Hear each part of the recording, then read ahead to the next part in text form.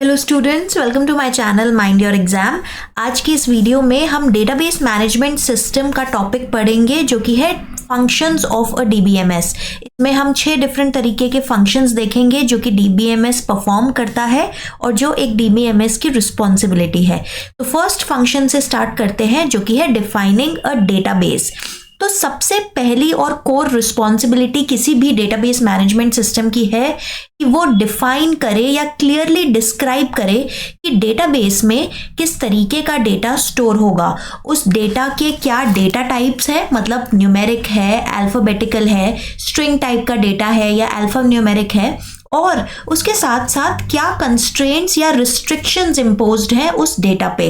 तो इसका मतलब ये है कि अगर सपोज कोई वैल्यू हमें स्टोर करनी है और उसकी लेंथ या टोटल नंबर ऑफ कैरेक्टर्स उसमें फिक्स करने हैं तो ये एक रिस्ट्रिक्शन हो गई। इसी तरीके से ईमेल एक पर्टिकुलर फॉर्मेट में होना चाहिए, @ के बाद डोमेन नेम आना चाहिए, ये एक कंस्ट्रेंट या रिस्ट्रिक्शन हो गई।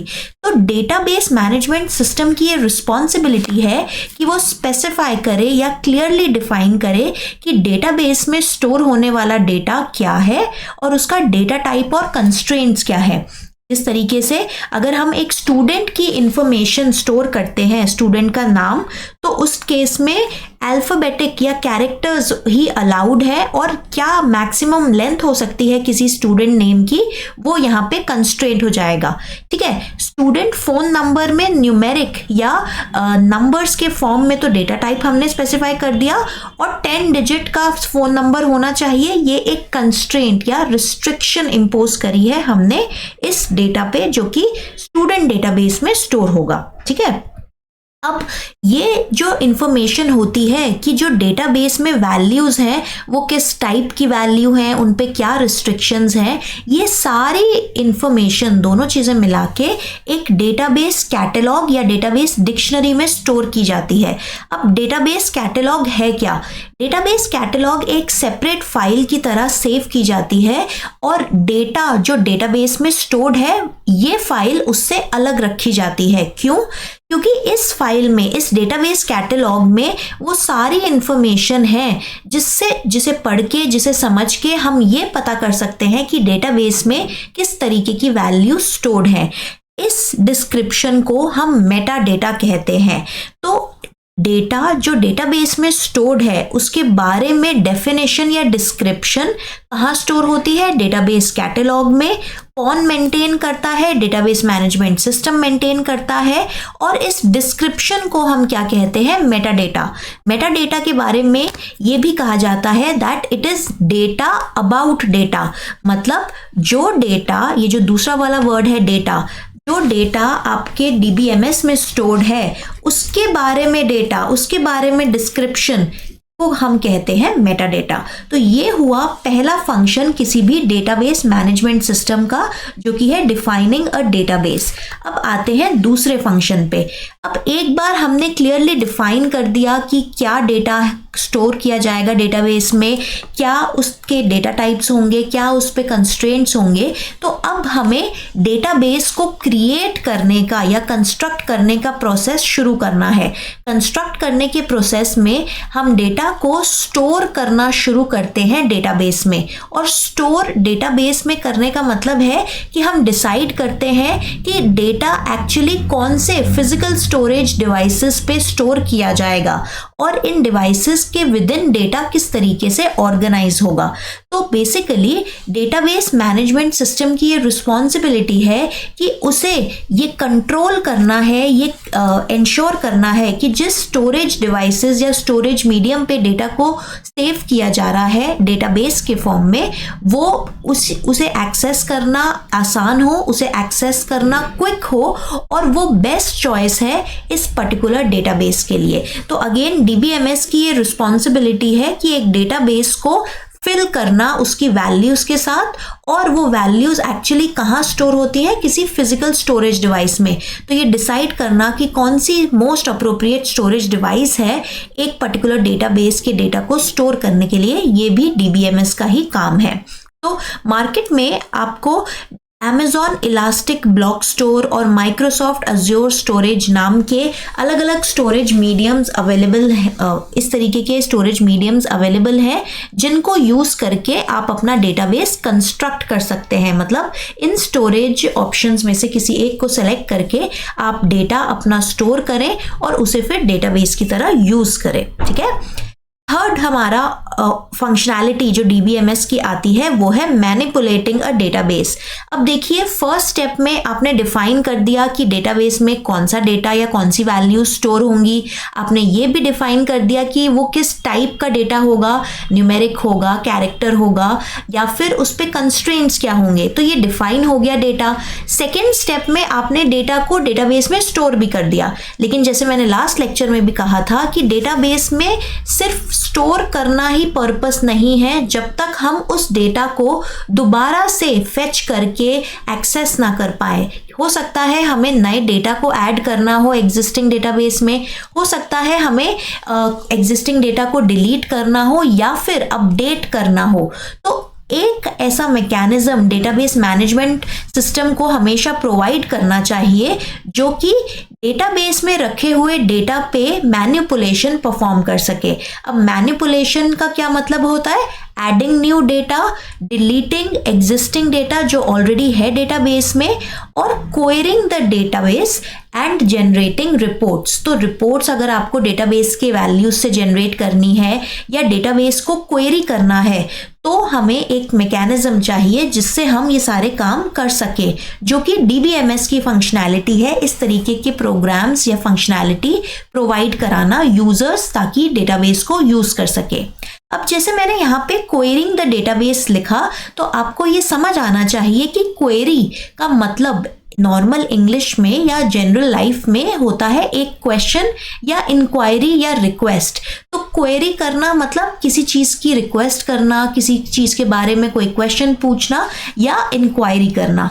अब डेटाबेस के टर्म्स में क्वेरी का मतलब होता है कि डेटाबेस और उसके डेटा के साथ हम कोई भी इंटरेक्शन कर रहे हैं, कोई भी ट्रांजैक्शन कर रहे हैं तो वो क्वेरी कहलाएगी।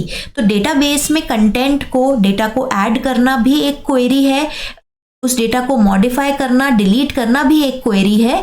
इसी तरीके से हर अलग अलग तरीके की ट्रांजैक्शन या इंटरेक्शन जिसमें हम डेटाबेस के डेटा को एक्सेस करते हैं, चाहे डिस्प्ले कराते हैं, चाहे मॉडिफाई करते हैं, उस ट्रांजैक्शन को, उस ऑपरेशन को हम क्वेरी कहते हैं। ठीक है।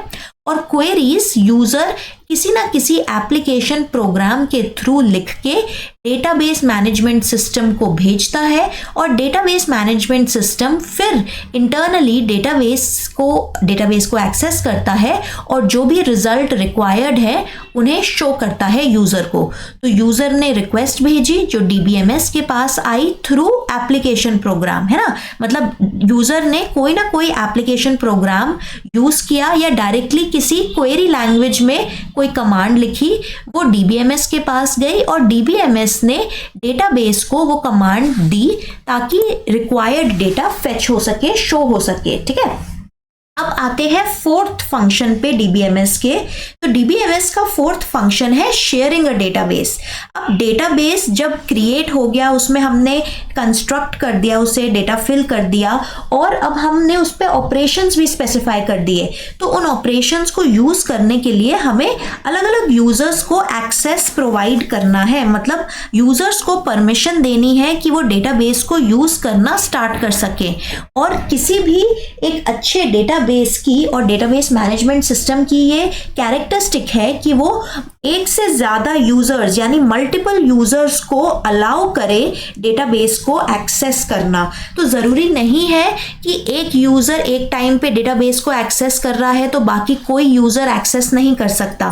कोई भी अच्छा DBMS मल्टीपल यूजर्स को अलाउ करता है एक साथ डेटाबेस को एक्सेस करने के लिए। पर हाँ, ये DBMS की रिस्पॉन्सिबिलिटी है कि उसे इंश्योर करना है कि अलग अलग ट्रांजैक्शंस, अलग अलग क्वेरीज जो हो रही हैं डेटाबेस पे, अलग अलग ऑपरेशंस जो डिफरेंट यूजर्स परफॉर्म कर रहे हैं, वो सारे ऑपरेशंस ठीक तरीके से होने चाहिए, सही ऑर्डर में होने चाहिए और कंप्लीट होने चाहिए, ताकि डेटाबेस में डेटा सही तरीके से स्टोर्ड रहे before and after the operation. तो क्या एग्जांपल्स हैं डेटाबेस जब मल्टीपल यूजर्स साइमल्टेनियसली एक्सेस करते हैं तो ऐसा कौन सी सिचुएशंस में होता है?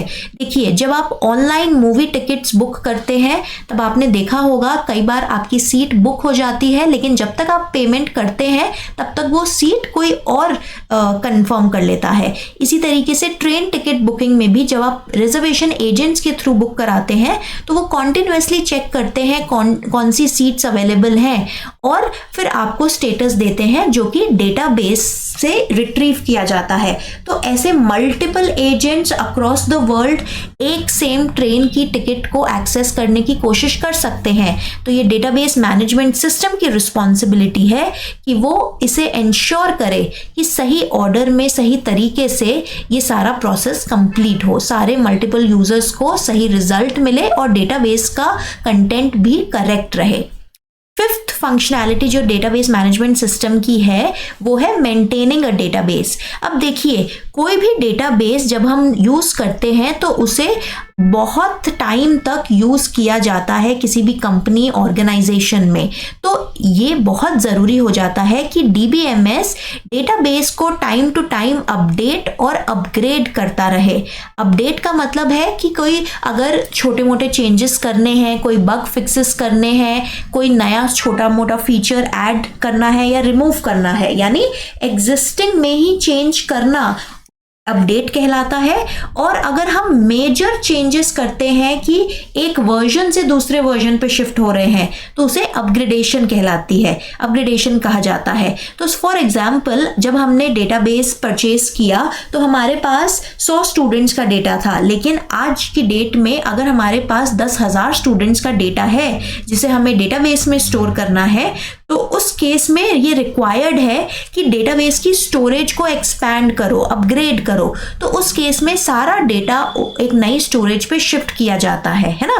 तो जैसे जैसे टाइम के अकॉर्डिंग नीड्स आती हैं, रिक्वायरमेंट्स आती हैं, डेटाबेस मैनेजमेंट सिस्टम उन सारी रिक्वायरमेंट्स को हैंडल करने के लिए काबिल होना चाहिए, ताकि डेटाबेस ओवर मल्टीपल ईयर्स उसी तरीके से वर्क करता रहे, उतनी ही अच्छे से, उतनी ही स्पीड से और एक्यूरेसी से वर्क करता रहे जैसे वो बिगिनिंग में वर्क किया करता था जब उसे स्टार्ट किया गया था या परचेज किया गया था। ठीक है, अब लास्ट फंक्शनैलिटी पे आते हैं डीबीएमएस की, जो कि है प्रोटेक्टिंग अ डेटाबेस। अब डेटाबेस से रिलेटेड दो चीजें हमें प्रोटेक्ट करनी है। रादर डेटाबेस सिस्टम में जो दो चीजें होती हैं, जैसे मैंने फर्स्ट लेक्चर में भी पढ़ाया था, डेटाबेस सिस्टम में एक तो डेटाबेस होता है और एक डीबीएमएस होता है। तो प्रोटेक्टिंग अ डेटाबेस का मतलब है कि ये डीबीएमएस की रिस्पॉन्सिबिलिटी है कि डेटा जो प्रेजेंट है डेटाबेस में वो उसे तो प्रोटेक्ट करे ही, ताकि गलत लोग जिन्हें परमिशन नहीं है वो एक्सेस ना कर सके डेटा को, साथ ही साथ जिन लोगों को परमिशन है वो गलत ऑपरेशंस ना कर पाए। तो पहला तो हमें डेटा को प्रोटेक्ट करना है जो डेटाबेस में स्टोर्ड है, और दूसरा हमें डेटाबेस और डेटाबेस मैनेजमेंट सिस्टम का जो खुद का सॉफ्टवेयर है, डेटा नहीं, जो उनका सॉफ्टवेयर है, जो उनके प्रोग्राम्स हैं, उनको भी प्रोटेक्ट करना है किसी भी तरीके के सॉफ्टवेयर और हार्डवेयर मैलफंक्शन या क्रैशेस से। क्यों? क्योंकि अगर डेटाबेस के सॉफ्टवेयर में या किस तरीके से स्टोरेज हुई है या डेटाबेस मैनेजमेंट सिस्टम का कोई भी ऑपरेशन सही से वर्क नहीं किया, तो उस केस में डेटाबेस की वर्किंग अफेक्ट होगी नेगेटिवली, जो कि हम नहीं चाहते। इसीलिए हम हमेशा इंश्योर करेंगे कि डेटाबेस में स्टोर किया गया डेटा भी सुरक्षित रहे, प्रोटेक्टेड रहे, और खुद से डेटाबेस का फिजिकल स्टोरेज और डीबीएमएस सॉफ्टवेयर भी सेफ रहे। तो ये थी आज की वीडियो जिसमें हमने समझा क्या 6 मेन फंक्शंस हैं किसी भी डेटाबेस मैनेजमेंट सिस्टम के, जो कि है defining a database, constructing a database, manipulating, sharing, protecting and maintaining a database. So thank you for watching this video. Till we meet in the next video, mind your exam.